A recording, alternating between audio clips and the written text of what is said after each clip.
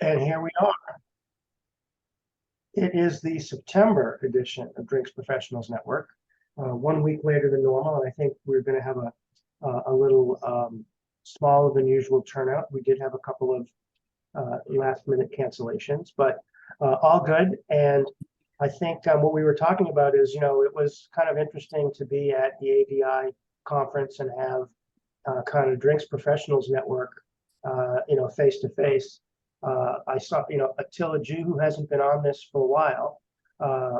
Saw him, Dan Gallus, who's been on. I think he's supposed to be on today. He was there. In addition to, we went over to Stephen Gould and I went over to at Tony's invitation to visit with him at his Libertine Social at Mandalay Bay. And I don't know if I posted, so I think a bunch of you saw this, but it was cool. We just walked in, and he's waiting, and he said, "What do you want?" And I said, "What should we have?" And he jumped behind the bar, took care of it, and the brand ambassador for Garrison Brothers was there because he was, I guess, dropping off a sample or something for Tony. So Tony used the Garrisons to, make us a bunch of drinks. And the funny thing was that I guess they were going to some bar takeover at a tiki bar restaurant. The Garrison Brothers guy, who was with some other person from there. We weren't going. But I was wearing a shirt that I have that has like, not tiki stuff, but it looks like, I don't know, like, I guess it looks tiki-ish, but it's not. And he said, "I need your shirt."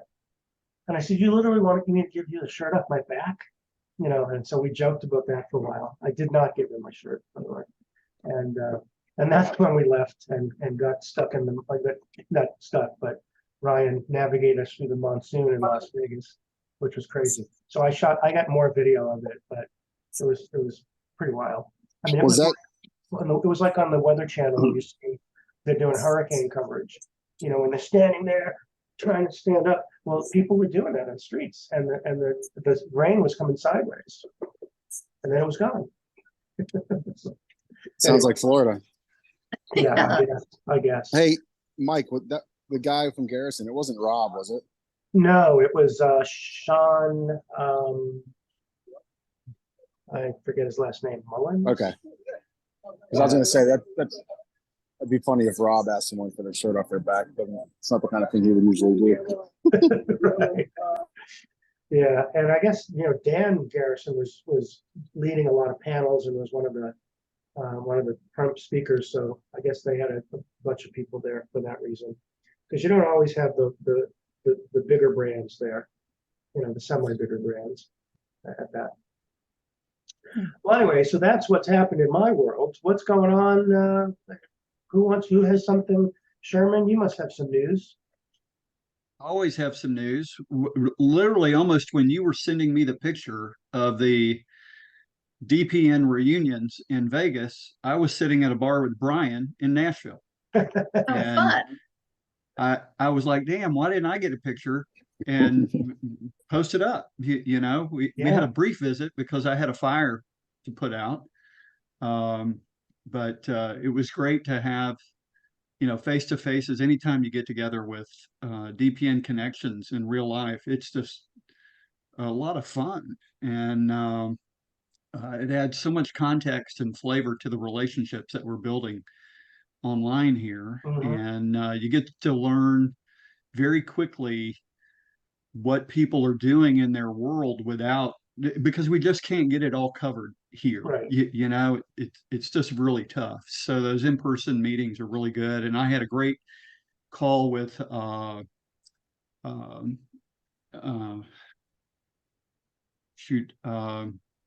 Donatelli, Dion. Ryan. Yeah, Ryan. The week afterwards, I'm pretty confident that we've got a couple of brands we're going to be able to steer into that direct-to-consumer model that they have. Yeah.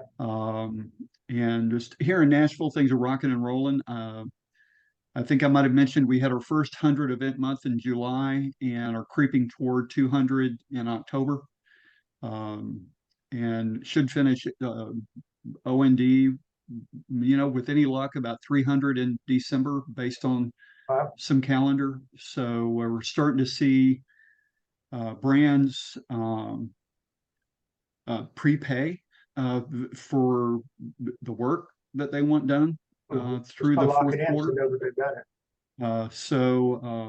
Man, if there's anything I've experienced over the last few months of growth, it's revenue going up and checking accounts going down as I wait 90 days for these brands to pay for their work.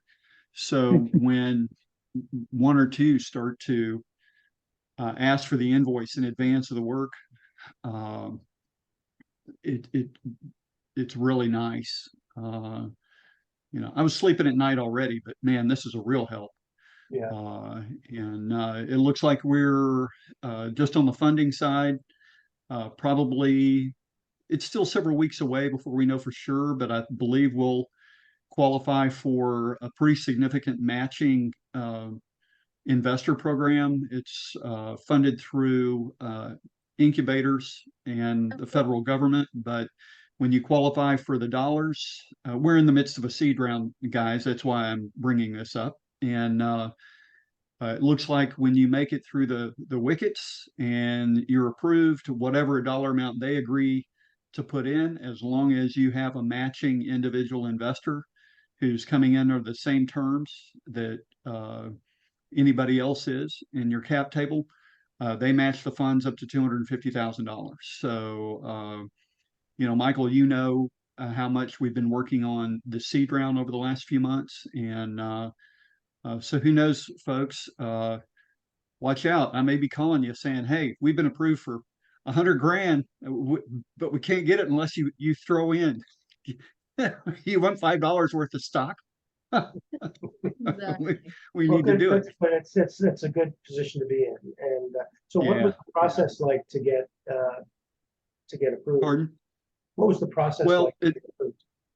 it's not too bad. We sent in an initial deck, answered a few questions, and now there's a significant set of metrics that you have to meet, and we meet every single one of them at this point. And uh, once you're interviewed and they really see that you're a fit and they've done some vetting around your legals and your financials, that's when they determine whether or not they stroke the check. So is that So something that like a distiller could also apply for?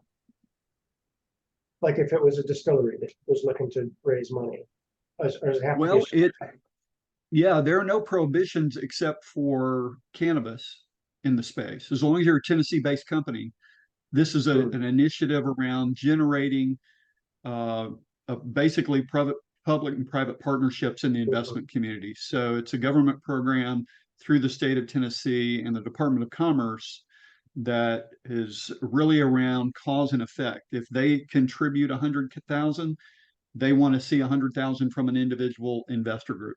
So it's basically seeding the angel and VC funding environment here in the state of Tennessee. Interesting. All kinds of business categories. I know someone in Tennessee who'd be very interested in that. Yeah, I'll ping you with that good. information. And he did just get a round of funding, but he needs more. And so, and he is in Tennessee. And He needs more in this industry. He needs more. Really? Yeah. Do you mind if I make an introduction to Erica for everybody on the call? Please. She's joined us for the first time. So, so yeah, Erica, I'll let you give more color with your amazing background. But I met Erica, I don't know, I guess about a month ago. I've actually been listening to her podcast, Business with Drinks, for a while. But she is super bright, very accomplished, and I thought she would be a great addition to the group. She's essentially, I mean, she'll do justice to her description, but she's basically, from what I've gathered, businesses, organizations, distilleries, brands bring her in to create new revenue streams based on content, and she has hit a couple of home runs in her career. So anyway, Erica, welcome to the call. As you can see, we talk about already lots of different things, but it's all industry related, and it's an awesome network to be a part of, and I'm blessed to be in it. So love to have you just tell people more about yourself, but welcome. Thank you. Well, thanks everyone for welcoming me. I appreciate it. Yeah, to give you a little bit of a background, my background really was like big publishing. So I used to run magazines like Architectural Digest and Saveur Magazine, ran Photos Travel, all digital. So I kind of was a digital specialist early in my career and kind of went to the top level of those organizations for individual publications. And then as I was kind of like going up the ranks in publishing, I also did WSET levels, wrote a cocktail book, started writing a lot about wine and spirits. And at the time I sort of left big publishing, there was really a dearth of trade publications. And so I pitched to 750, if you've used the platform 750 or if you're familiar with it. I pitched to them their trade publication, later became, it became, or I pitched it to them as this sort of tapped in more both data focused and sort of culture of buying and selling publication. And that really became a pretty amazing platform. 750 Daily, won something like 30 editorial awards over, for business writing over 3 years or so. So I was with them through their merger they've done a couple mergers now they're owned by Provi. But when I left them, I really started consulting more for other big companies that where I had wanted their data and they had not been able to give it to me because they didn't have the data reporting capabilities. So Drizzly was the biggest of those clients, and I pitched to them a way to essentially monetize, but also kind of hit some goals that they had, and use content in a strategic way. So that's essentially what I do. Is I go to a company and I look at their overall footprint in an industry, and I say like, okay, talk to all the stakeholders and find out kind of what are their key goals. So for Drizzly, it was that they wanted to have a lead gen funnel for new retailers. They wanted to have media and PR, and they wanted to have data products that brands would buy from like an advertising and or data reports perspective. So for them, I spun up the publication that is called BevAlc Insights. And then have done that for other companies. The most notable one that I'm working with right now is a POS system called Union. And they are a high volume POS system running in about more than 1,000 venues around the United States. So they are essentially like you order from the QR code on the table, and then the drinks get delivered directly to you. You don't have a lot of kind of back and forth of like ordering and waiting sort of thing. So it's an interesting platform. They generally have a increase in revenue of about 28 to 30% per venue based on reduced wait time. So it's a pretty cool technology. But they also similarly had this amazing trove of data that they wanted to turn into for them, really a brand building exercise, as well as to get brands to buy their data products. So I launched a new product for them called On-Prem Insights. And it's about what's happening at high volume bars and restaurants around the United States. And within essentially when all of the Modelo information was coming out, that people were like, oh my God, Modelo is taking over Bud Light, we were able to say, actually, that's only a chain retail. What's happening in on-premise is actually much different. There we see Miller Lite, we see Coors Light, we even see Guinness getting a big bump. So we were able to change that story and contextualize so that, like the day we put that out, within 24 hours, we had 2 articles in Newsweek. We were in the New York Post. We were in regional. There were some regional components to the reports. We were in regional publications across the United States, New York Times, et cetera. So that's what I do, is I help companies say, like, here is, here are the assets you have, whether it's thought leadership, data, what have you, and here's how we get to your objectives through using content. Yeah, and then Brian mentioned my podcast. I have a podcast called The Business of Drinks, and season 1 was really focused on drink startup and looking at the RTD landscape. And we followed a drink startup really from launch through the acquisition of, like getting a distributor partner, talked with, kind of top level professionals along the way to say, hey, as a new company, what do you do? How much does it cost? What are the dollars and cents and operational challenges and opportunities for small companies? So really got into the nitty gritty, and that's kind of what the podcast is known for, like asking the hard questions and then really delving into to find out the answers. And we definitely are not scared to talk about money. So we talk a lot about money. But then right now we are launching on the 20th. We actually just recorded our first episode this morning. We're launching season 2, and season 2 has like the it's essentially what everyone is talking about.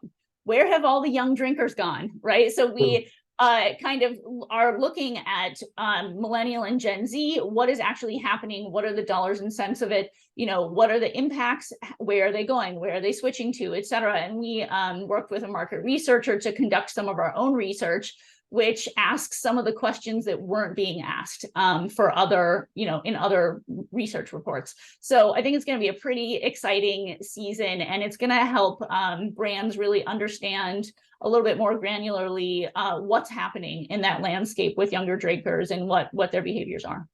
So thank you so much for having me. Can you send us a link to get your podcast? I was just sure. going to say, put it in the chat. Oh, yeah, sure. Yeah. And then I'll share it with our whole network. Okay. Oh, that's Definitely. great. Thank you. Yeah. Let me just I have a question for Erica. Hmm? Does she need a new favorite client or a new best friend or a new, I need you bad? Brian, Michael know what I'm up to here at Shared Spirits, and you were singing a plethora of joyful sounds. Everything you said. Hey, if it resonates, I'm ready to talk. Yeah, definitely. Yes. Well, I think, you won me. I have my contact You won info. me at Drizzly. Yeah, exactly. I mean, I think that's, there's brands have a lot of assets that are kind of undervalued. And the thing I do, again, helping people find revenue streams, it's also really helping to understand the content flywheel. And like this flywheel is essentially like, you've got, whatever it is, your thought leadership, your data, whatever it might be. And then, you need to make sure that you are like parsing out that data in a strategic way, or that thought leadership in a strategic way. And so that's across all the different channels. Are you working with syndication? What's your PR strategy?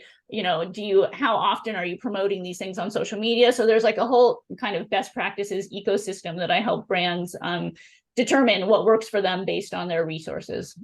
And that's exactly why we were so excited to get connected as well, because what we do in digital marketing, it's all about data. So Yeah. I'm just amazed that you're able to airdrop into these organizations and get them all to understand the value and to execute on it, because it's often the hardest thing to do.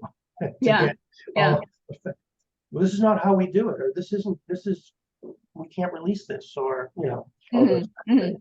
Yeah, I mean, I'm working on a co-branded report with Southern right now, and with Union and Southern, and that's one of the challenges. So I think, it's like certain bigger organizations are definitely more challenging to work with than smaller ones who are looking for how do we differentiate ourselves in the marketplace.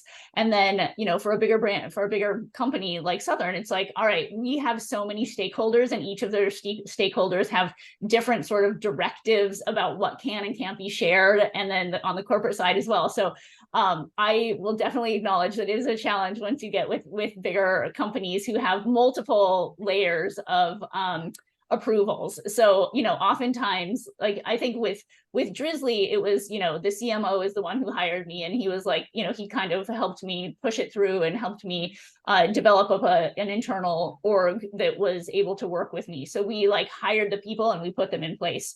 But then for other situations, like with Union, I have an almost entire, it is really an entire external team. So I've hired up the data analyst. And that data analyst is working with their, chief data scientist, but the chief data scientist is essentially like uninvolved for the most part. So there's a variety of ways to do it, and it's kind of like determining what works best for the client. Very impressive. Right, Brian, thank you for making the connection, and hopefully Erica will become a regular, because I think she's going to be a great contributor and bringing value to this. And I can Yes. only imagine what Mark is thinking, because he's in the space of tracking Bump Williams Consulting. They're usually quoted very widely on anything related to the beer industry and sales trends.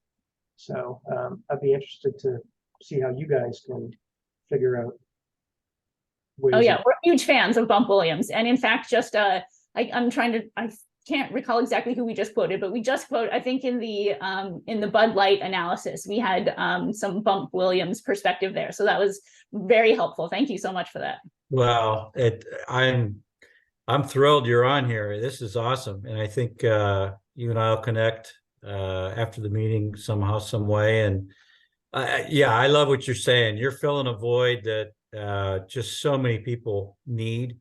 And it sounds like you are able to make them understand that they need it, which is half the battle, making sure people understand what they need.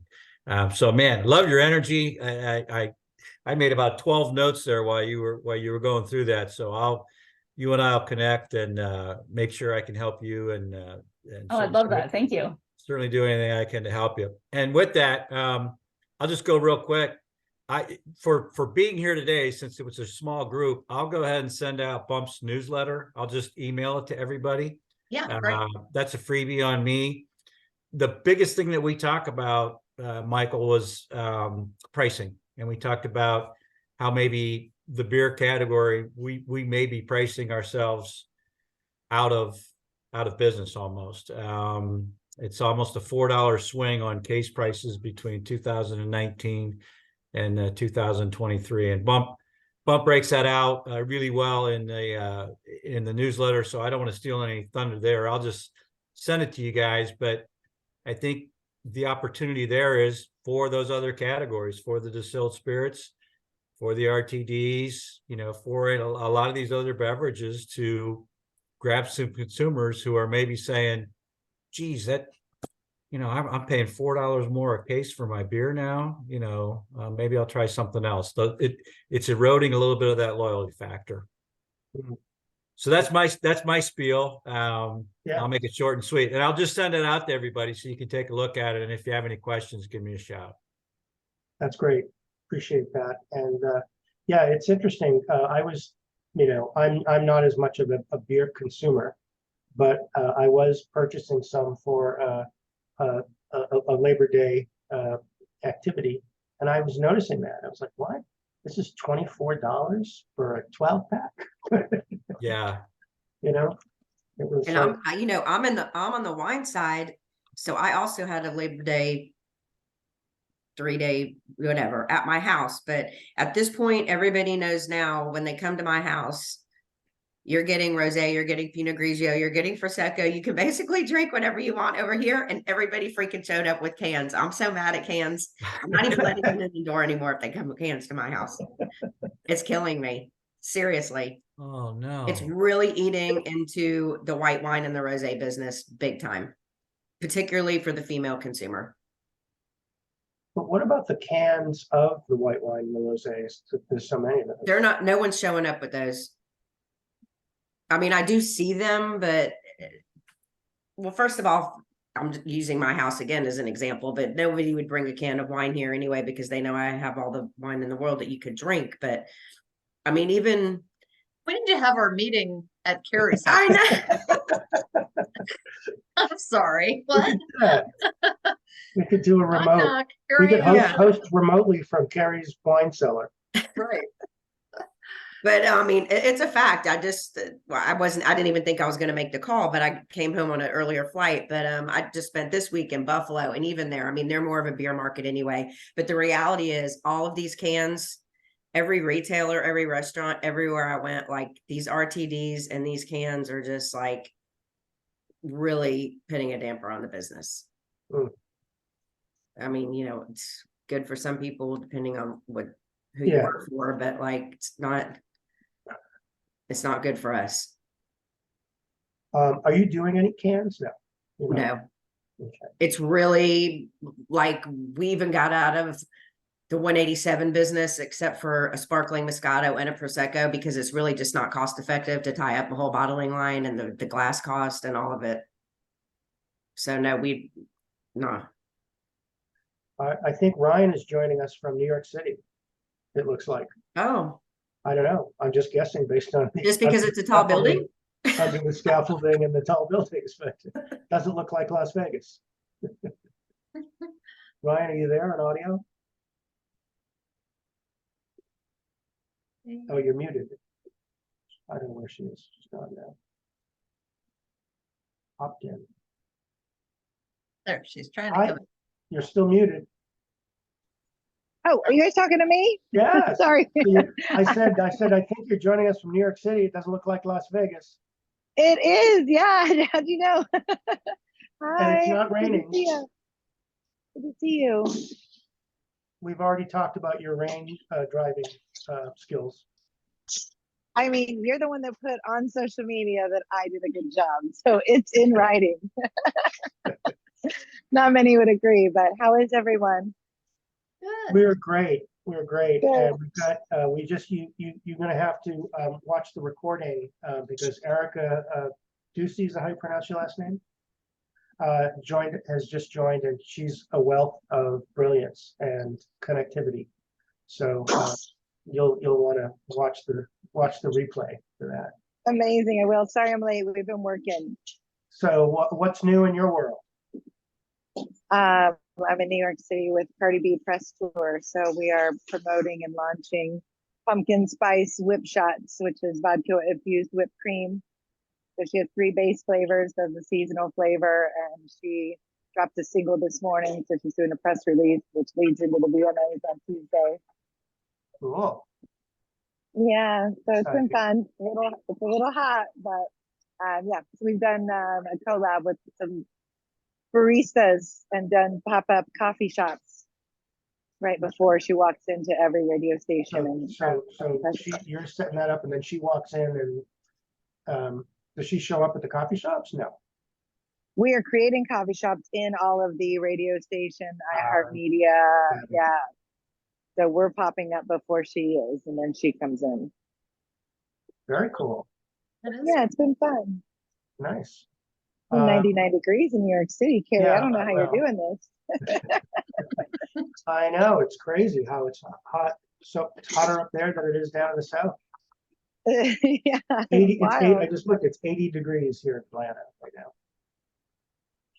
Yeah, so I will watch the recording. I'm sorry to be late. No worries. So let's see. Charlie is here. Charlie, anything you want to contribute? Dan is here. We have to say hi to Dan. I spent some time with him in Las Vegas. Yeah, I really enjoyed ADI. That was my first one. And I didn't I even think see you there. And we didn't. I know. I know we probably like were 2 ships in the night, but I think I did see 2 people, and now I cannot remember their names, but I recognize their faces 100%. Good. So you was your first ADI? Yeah, that What did was you, what did it you was get a out of it? it was a merit. You were there obviously looking to get some design work, hook up with some smaller brands. Yeah, I met a couple of people who are starting distilleries, which is usually like the best time for a creative partner to come in. Mhm. there's a couple of them that it sounds like, you know, they could probably really use our help. So I'm excited about that. But yeah, so since then, I've just been working on, I mean, this is more like a business side thing, but I've been working on like a sales system because I'm realizing that's a skill that I need to refine a little bit more. But one of the things that I'm doing, like when I'm talking to these people, is I'm asking them, you know, like, what are you doing right now for a creative partner, or like, how are you getting your labels done? Mhm. Which is, I find to be really interesting, just because like in my mind, there's only one way to do it, and it's like having a creative partner. But I know people get it done in a multitude of different ways. So yeah, I just think I'm Well, I think, curious. I think when you've got startup brands or startup distilleries, they have a real need for it, but they don't have the budget for it, or at least they don't think they have the budget for it. Yeah. They figure like, sometimes it is better to have someone like, I know a guy, or I know somebody who can help and get in. And it's almost like you have to invest the time to get in there and then to grow with them. Because it's, then there's the flip side where, they feel like when they're really starting to rock and roll and add more SKUs, that's when they need, the bigger resource. But if you can get in there, earn the trust, and and grow with them, that's pretty ideal. So, it's just Yeah, it was slog. Yeah, it was really interesting because again, I'm like blanking on everybody's names right now, but it was the guy that had a workshop on like mergers and acquisitions. And I ended up catching up with him on the expo show floor, and had a good conversation with him because we were talking about like how you even evaluate like branding, which like you can't. There's like no real way to do that. But he was saying, he was like, I tell this to every client of mine that like they should be spending more on branding upfront than they are like their distilling equipment. And it's like, I wish I could just put you in my pocket and just like let you tell people that. But yeah, it is kind of interesting Erica too might from have some access to data points on value of branding. Yeah, I would actually love to see that because we do a lot of like using AI and like actually testing our creative work, so we know that we have like a numerically correct design answer. But yeah, the whole thing was just really interesting to get to see people face to face, which I don't get to do often. And yeah, I'm excited. Well, what you need to do is save up your budget to go to WSWA, because that's really more about brand. Okay. That's where, Wine and Spirits Wholesalers Association, that's where all the big brands have presence, but also any emerging brand, the younger brands that are competing for, they go there to be recognized for what's the new creative brand of the year. I think last year it was this orange liqueur in a bottle that looked like an orange tangerine. And so there's a lot more focus on creative and branding, and you've also got all the distribution. ADI is, of course, some brands, but not the big ones. It's startups, and it's, I want to be a distiller. How do I, I want to learn how to, I need to source my still, and I need to source my glass, and I need to, do all that. And while that does involve marketing and branding, it's at a little different scale, Yeah. a little different level. Yeah, it's tough from our perspective. It's like, you really do need a creative partner like early on, but like the brunt of like all of our work, like where we're like just cranking out the most and doing the most, is in the very beginning. So it's kind of like Well, when you're creating one of these. That's right. When you're establishing what does this brand represent, in image and words, and what is who are we appealing to, and how do we know it works? Yeah.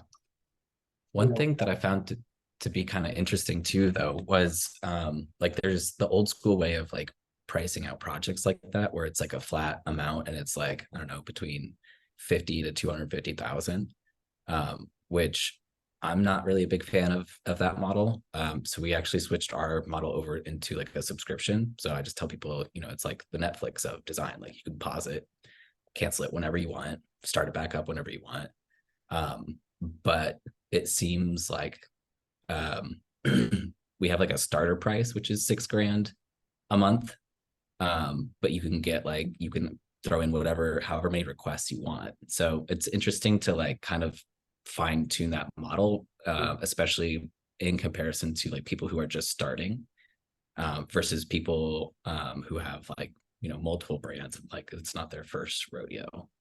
Mhm. So I don't know. It's interesting to like, you know, try stuff out and be like, all right, you know what, this old school way, like it's just not really working anymore.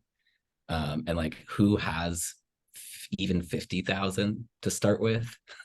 Like that's a big jump. So yeah, I'm well, open to any and all that's- feedback there too. I've lived through that as well, and I've shared this when Victory Spirits was first envisioned. My day job was I had a digital marketing agency with my now ex-wife, and which were non-spirit accounts, was franchises, it was gyms, it was political candidates.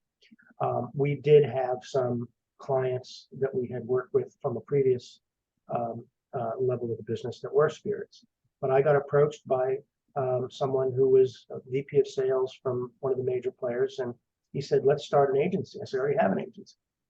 And so we went together to make it more of a sales and marketing advisory.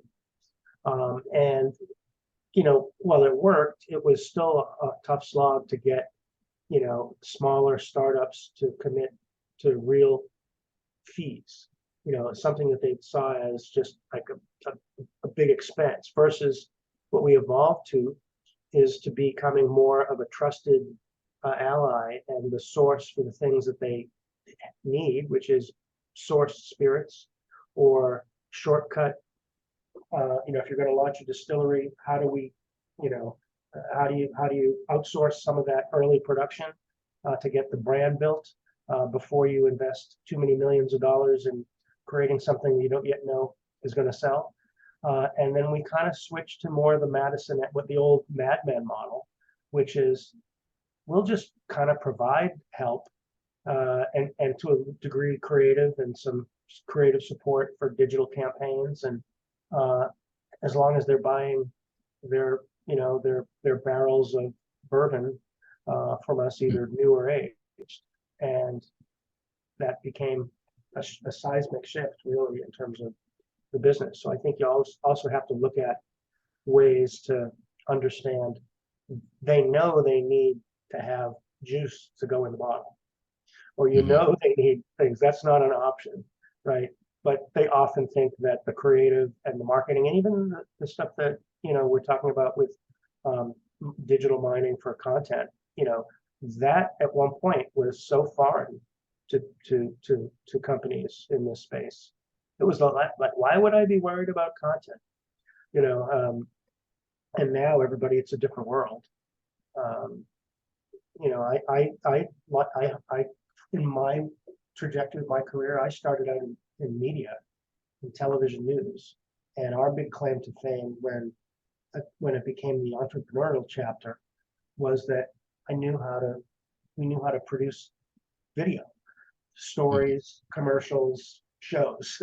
We knew what the audience was interested in, and that's what segued to understanding how to produce more compelling content or create more compelling content for a world where social media was happening, and then social media became all video. And then it got to the point where everybody is a video producer and everybody is a content creator, which is where we are today. But it still takes, I don't know, I'm not making this about me, but I remember this is going back several decades ago.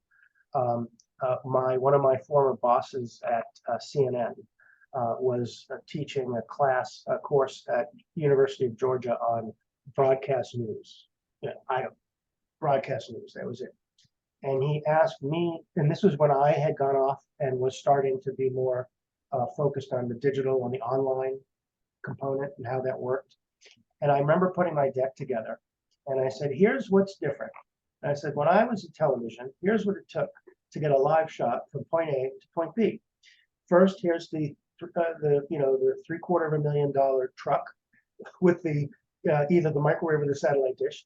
Here is the transmission tower that's receiving it. Here is the person in master control that's taking the feed in. Here are the people watching, and then they're going to assign it to an editor who's going to edit it. And now today, here's how it works, right? And I remember going and getting my first cell phone. I'm really dating myself. It's my birthday, so forgive me. I'm feeling older. Wow. Wow. I remember Happy getting birthday. my first cell phone, and I was in television news and calling my wife. Hello, I'm live inside Macy's. Can you hear me? But the world has totally changed. But we're still talking about this issue of creating brands that are going to resonate with today's consumers. Now, who today's consumer is, as Eric was talking about, it's how do we resonate with the TikTok generation, which I think is pretty fascinating. 4 years ago, I remember being on a call with Southern Glazers. We were launching a marketing campaign for a new brand, for a bourbon brand. It was a digital campaign. And this is probably 2018, maybe 17, 18. And he said, we should do TikTok. Now, at that point, TikTok was all like 13-year-olds, right? And I said, TikTok for bourbon. I said, well, we had to wait till TikTok becomes where the drinking age right now. What are we going to do? Sell bourbon, do a whole bourbon campaign on how to mix a cocktail for 13-year-olds?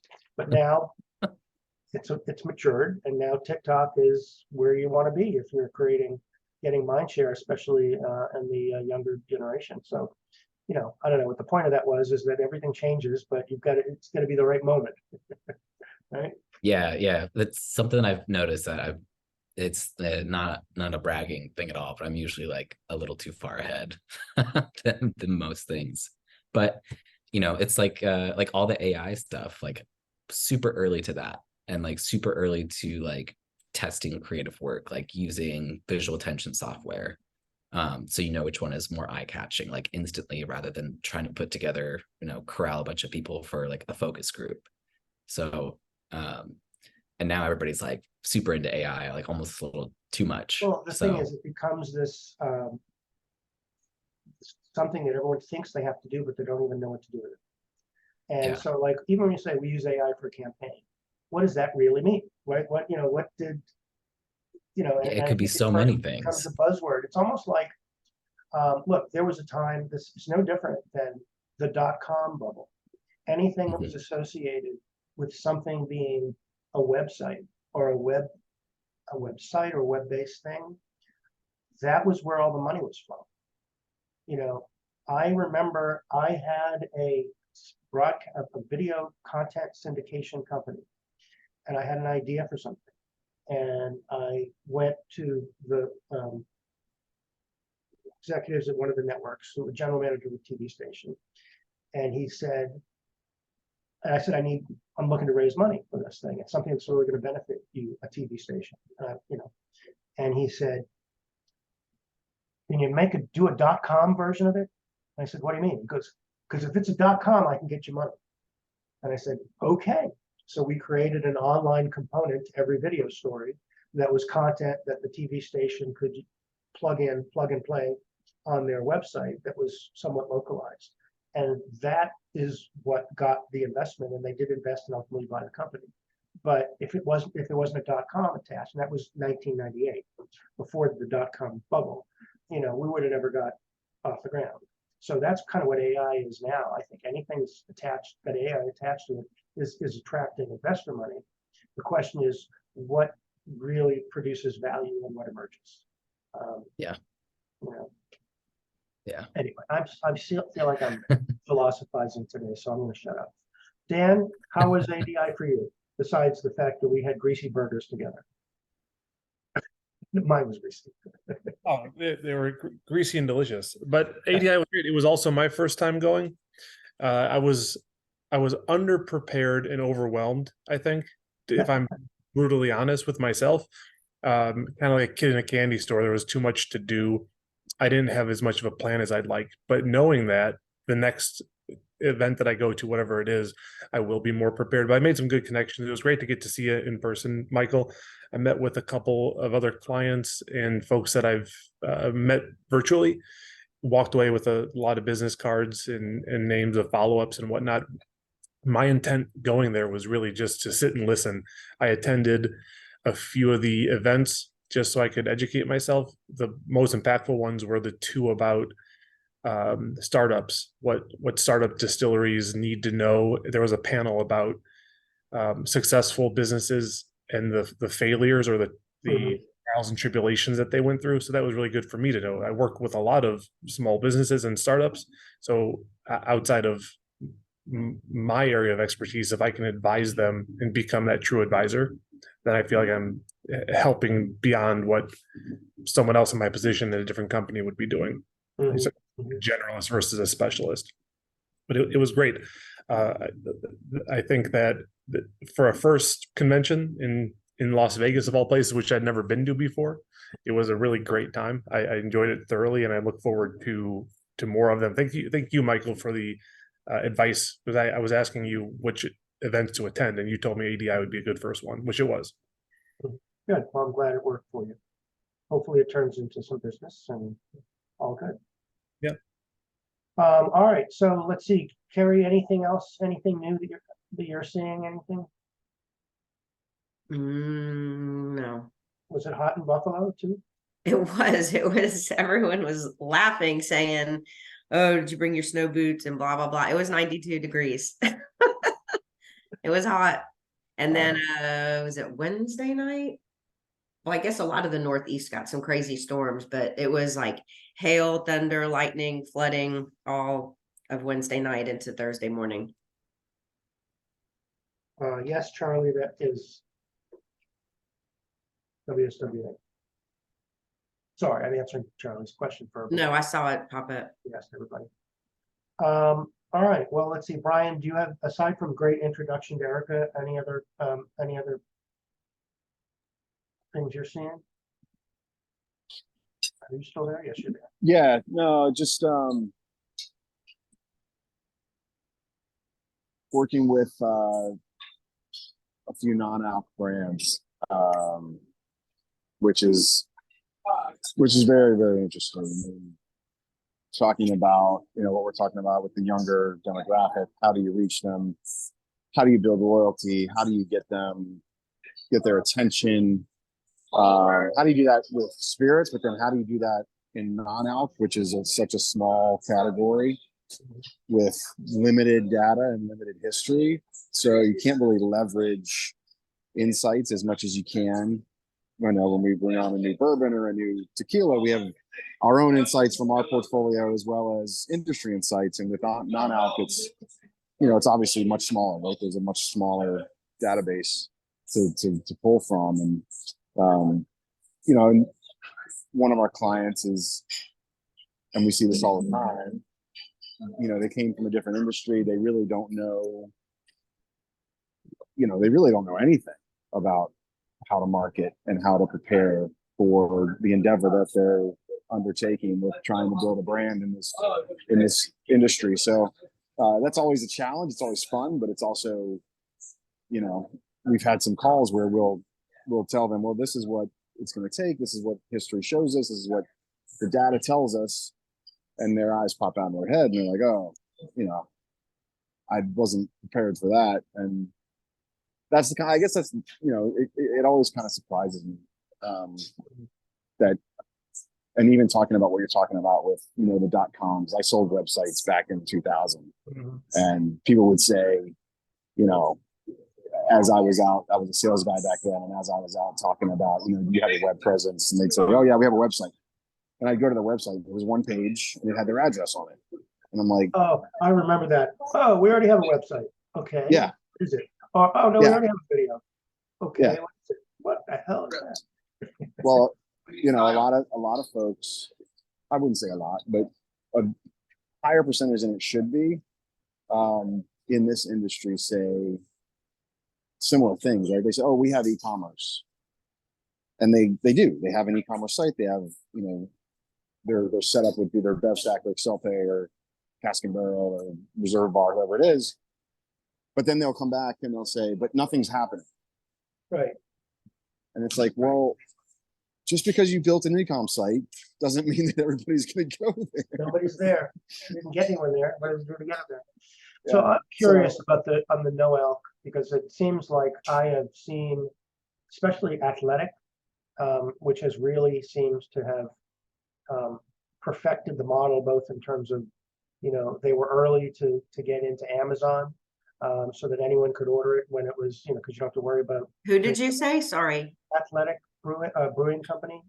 I think they're up in, where are they based? Are they in Connecticut or something? Yeah, they're Connecticut.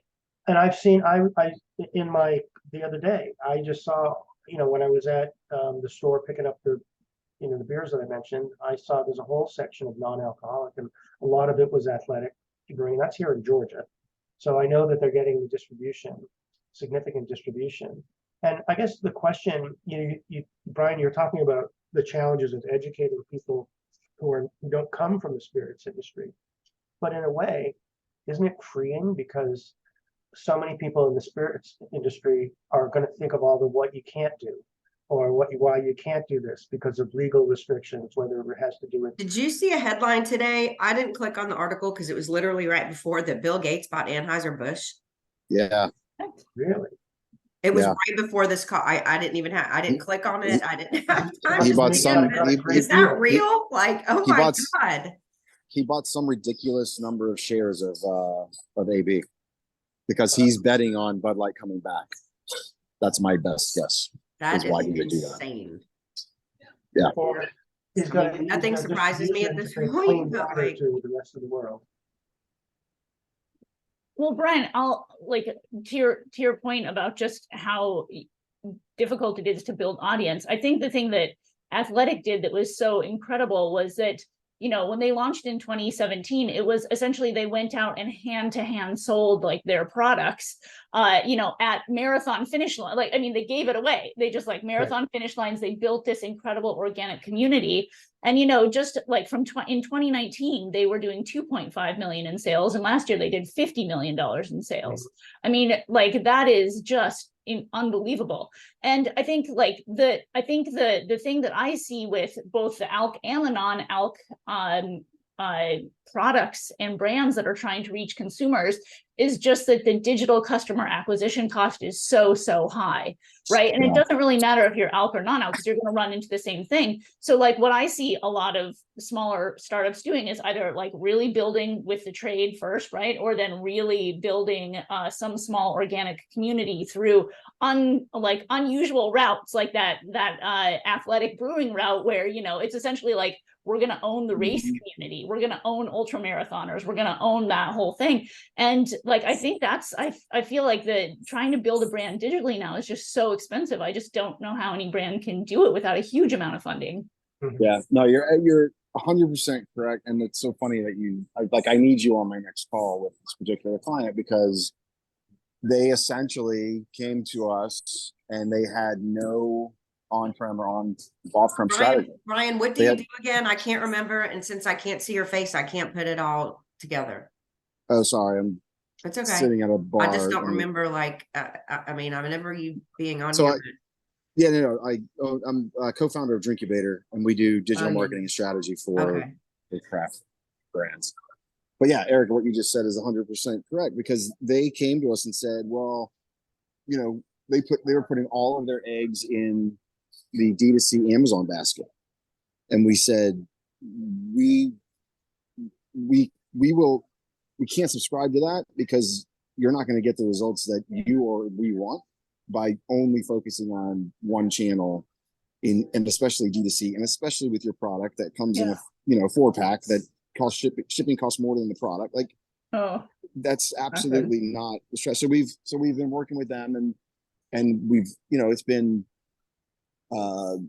less than easy to get them to come around, but now we have we put together, a full-on strategy, which is what we do with all of our brands, where it's like on-prem, off-prem, e-prem, events, activations, and the key word is community. Like, how are you going to reach a community. What community is it that you want to go after? And then how are you going to speak to them? How are you going to be contextual for that community? Because you're not going to please everybody in the category. Yeah, exactly. I think that, I mean, it sounds like a well thought out strategy then. Like just owning an IRL community seems to be like, if you want to go consumer first before trade, like that's the way you got to do it. 100%. There's so many great stories of brands that have done that.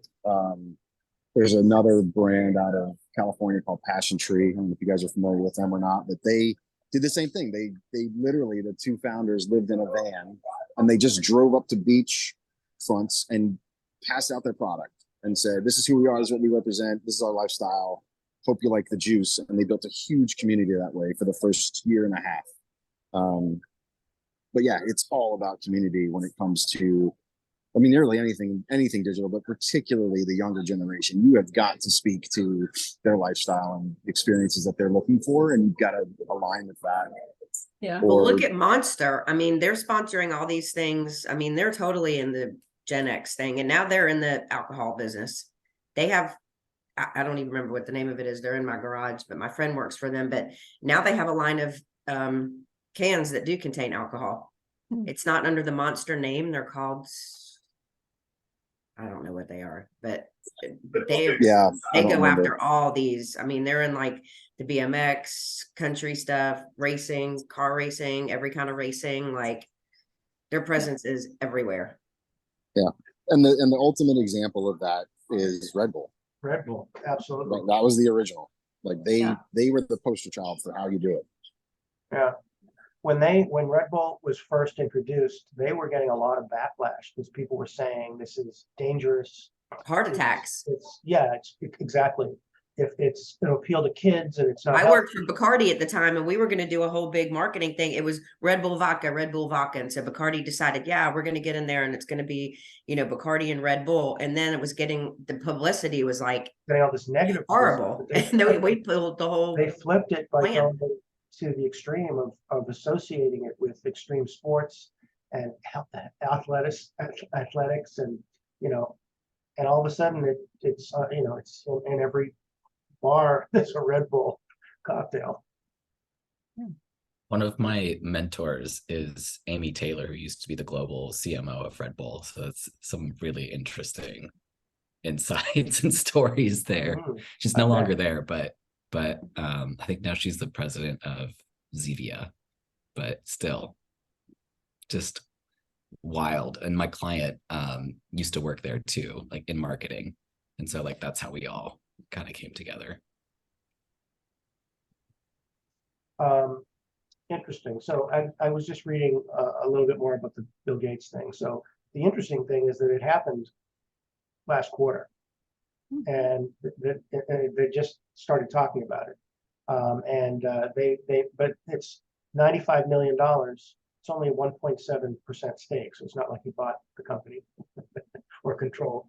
Oh well, that was the subject line in my email was Bill Gates buys Anheuser-Busch. I think it happened. And I think someone did an interview, and all of a sudden it's now like it's fresh news, but. And I think, I think it was Eric who said, all right, Brian, thank you, that it's just a savvy investment because it's not going to continue to plummet. They're figuring it out. Look, this is another ADI thing that I thought was kind of crazy. So they do the Craft Spirits Awards every year. And this year, the best RTD was awarded to Cutwater. And I was like, isn't this Craft? Cutwater is owned by Anheuser-Busch. It's like, how did they get through that process? This is not Craft. I know that I had a call with the guy who was looking. But I know it's a brand, but from another thing I've heard is like Cutwater. I know you're talking about Cutwater, the brand, but Cutwater in itself is like a thing, isn't it? Like, isn't Cutwater a certain? No, but this is the brand. This is. I know you're talking about the brand. Yeah, it was California based, but they bought them like in 2019. It's not even like fresh.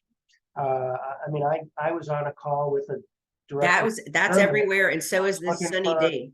Hundreds of thousands of gallons of rum because they were, gonna roll out a whole rum-based Cutwater, and they were talking about Crazy. building.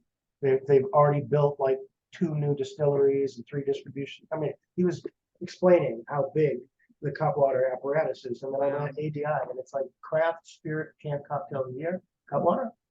Well, somebody goofed. Has anyone tried the Sunny D stuff yet? Like Right. that's a whole nother wacko thing to me. It's like, okay, we all drank Sunny D in the 80s and now it's just like come back as a canned beverage. Like what? Did you see that? Did you hear the Mark Anthony news about White Claw? No. That they are introducing a non-alcoholic hard seltzer, which What? I feel Wait, like there's a isn't that word for that. seltzer? I Isn't feel that just like I seltzer? do know. Oh, it's seltzer. Okay, and it's But a you know they came out with a never vodka al- too. I mean, they Yeah. started with the seltzer, Yeah, but they actually totally, have a spirit totally. line now. Totally. I know it's really funny, but apparently they Crazy. just had like an emergency, like last minute call with their distributors to say this product is coming out on in January and it's going to be very innovative, but it's a never alc. So it's like so like they're not making the product then de-alcoholizing it. They're actually, it's like, it sounds like it's just seltzer and it's 15 calories apparently. So I think it's just like slightly sweetened seltzer, but apparently, like they're like it's apparently a big buzz that's like just starting to groundswell. That's fascinating because it's exactly what seltzer was. Was Yeah. right. LaCroix, Then everyone was putting you know, vodka in like, it. So it's why like, it's what just the hell? I can't Remove wait to the see how they alcohol. spin it. Yeah, I can't wait to see how they spin it. I'm like, that there's a name for that. I know you're new, Erica, but we had this conversation. I'm going to say one of these calls 3, 4, whatever months ago. But a lot of my distributors now are putting in special divisions to just sell non-alcoholic products. Really, that's interesting. Yeah, yeah. I mean, And I mean, things that like big this, stuff. like, I mean, I have not seen the White Claw, and this is the first I've heard about it, but things like that look like beer, wine, whatever, not because Yeah. most of my distributors don't sell water or non-alcoholic things, but they are the low alcohol and non-alcohol Yeah. area And is like, cannabis. Don't Right. forget the cannabis. yeah, You I know, we're in 20 stores now with our THC simple syrup and Oh, wow. two restaurants, and should have our first distributor pallet order closed next week. So what do they put in Uh, with the, so they'll like make a mojito with club soda and the simple syrup with THC, no alcohol? Yep. No alcohol. Interesting. That's Put it fascinating. in iced tea, craft any kind of cocktail. It could be in tea, Coke, it doesn't really matter. But the restaurants we're selling to are That is really so, fine, independently know. owned. And so they're already delivering some form of mocktail menu. Yeah. And while we don't call this a mocktail, that's not what we're training. We're training people to understand this is it'll knock you off your tail if you're not careful with your dosing. But the creativity around what people are doing with THC cocktails is really significant now. And Okay, so what happens? I don't smoke. I've never even done an edible. I'm scared of all that stuff. But what happens if people put that stuff in alcohol? You just get all like whacked out? it would depend on the individual's chemistry, but if you overdo anything, you're going to suffer some consequence. So I've mixed it with alcohol before and have not noticed anything really exceptional. What Because the dose for people are this going to particular, do it. I mean, yeah, they're going to do it. When people are concerned about over dosing their customers, we just remind them, hey, you've got to follow the instruction. Otherwise, it's just like giving people shot after shot of tequila. You know when not to overserve somebody. It's common sense, and you suffer think- liability if you send somebody out your door hammered. So careful. I mean, I think that's actually the key. It's got to be the same, rules of serving and you translate it from ounces to milligrams, of THC. Yeah, exactly. Yeah. But otherwise. And we knew we had green lights in conjunction with that business when the state of Tennessee in the spring issued an order or a directive rather, around a 6.2% tax. So that product is now taxed, all THC related products are now taxed at 6.25% at retail and on premise. So when the regulatory bodies start to tax your product, you know you've got smooth sailing ahead. Is that a different tax rate than alcohol? Pardon? Is that a different tax rate in the state than alcohol? Yeah, you got to have 6.2% collected when you close on either a retail sale or an on-premise cocktail. Interesting. I think that what's neat, I've thought of this for years, is that it just as energy drinks became a category, mood drinks. And it needs to be put under mood drinks, not as THC or cannabis or whatever. And then you can kind of, you know, I can create a whole significant category. Oh, look who's here, Vanessa. Wow, late to the Vanessa's making party. an appearance I from the was doing a headquarters of production. Black Mama Vodka. I'm sweating. We're doing a production, and I just took a break. I said, And "Oh the God, I heat forgot wave. my meeting." Huh? We've talked about the heat wave that's hitting New York.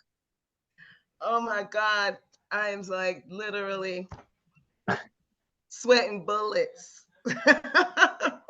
How's So everyone? what's aside from the sweat and bullets, what's new in your world? We haven't talked in 2 months. Just shipping out a lot of POs. That's good. Getting done. Right now, I'm in the. Well, we'll see. I'm in the running for a bid for OTG. I'm trying to. Hopefully, I'll get the airports. I won't find out until next year. So I've been working on that for a long time. A long time. That'd be huge. I mean, yeah, and that would be really consistent. With the vodka Yeah. or with what? Because I know you Well, got all kind of I things would. over I'm there. coming in to do because you know I make a well. It's called Black and Well.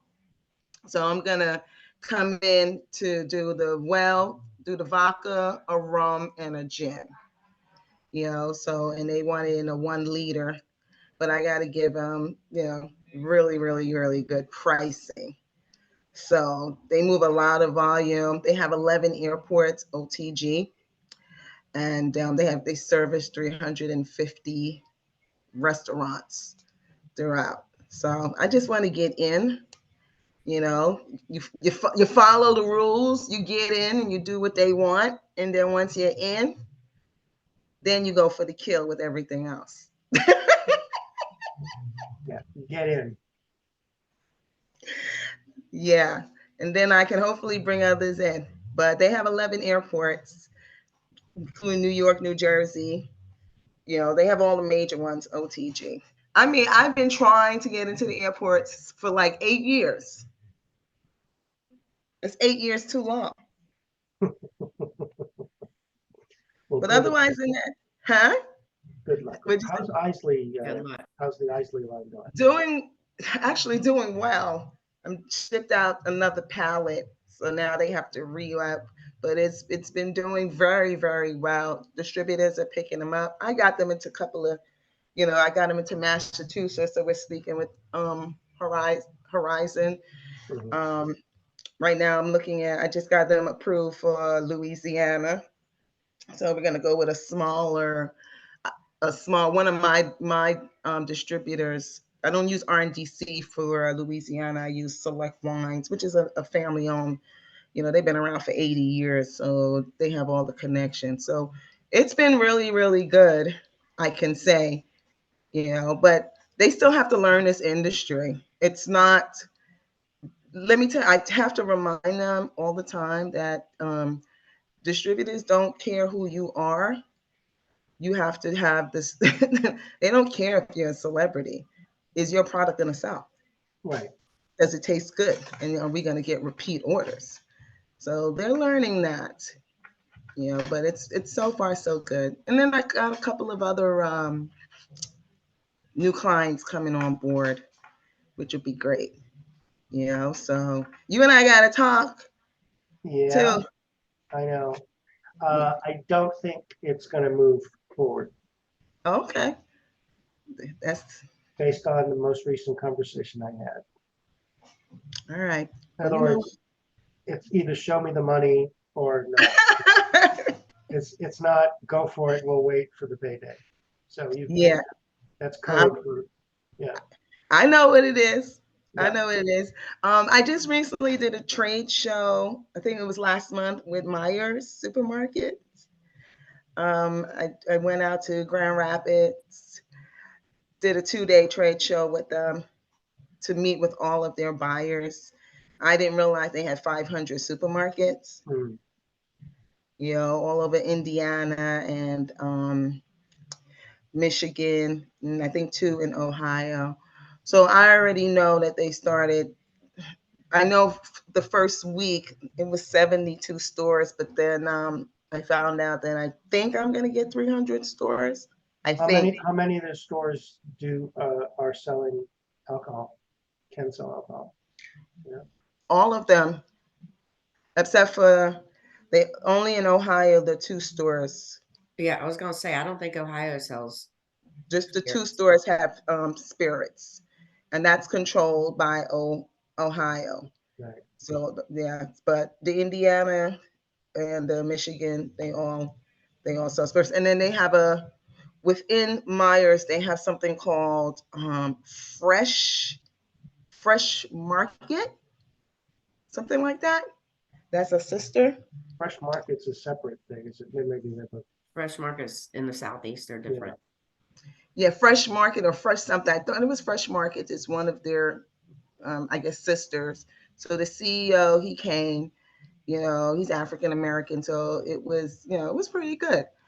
You know, so he was picking out brands. It was during, you know, Black Business Month. So they wanted to host a lot of Black and minority owned, you know, women owned businesses for this trade show. And it was very good. It wasn't just the spirits, it was just any type of, you know, brand. So they had all the spirits downstairs and then they had, you know, non-spirits, you know, upstairs, and everybody came through. I have pictures, but I haven't posted it. I've just been too busy.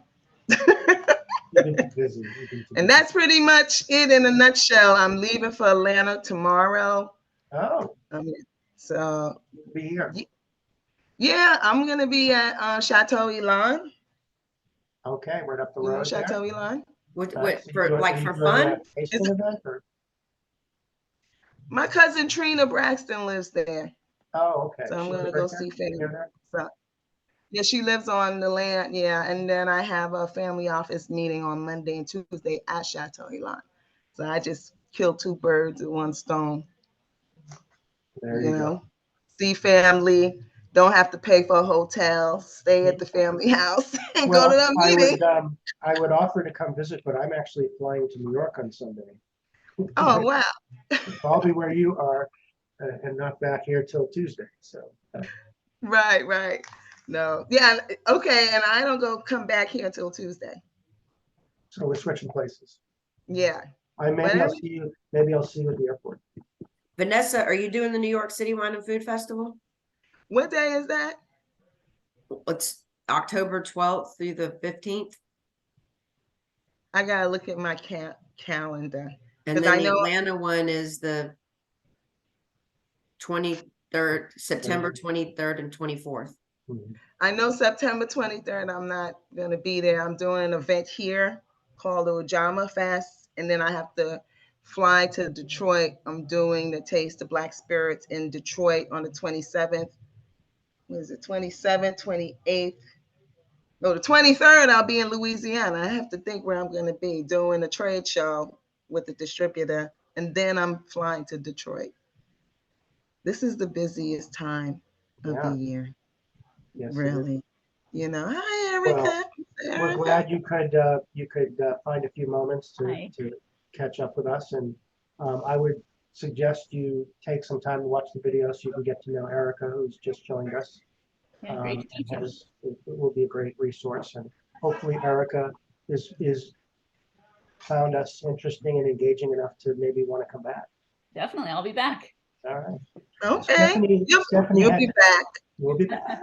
Stephanie be had to back. drop off early, so I'm just gonna tell you that she's dropping off early, but she will send the recap email to everybody as usual, which has the link to the video replay. And you all also all get the you get the monthly attendee list. So you have everybody's contacts and email on that. And with that, I think we will take an early wrap. It's been a nice get together as always. Thank you guys. All right, and Erica, thank you again. Great, thank you. Thanks, Thank you, guys. guys. Thank you, Michael. Thanks, Appreciate it. everyone. All right, Sherman. See you later. Take care. Hi, everyone. All right, now. Carrie. Bye.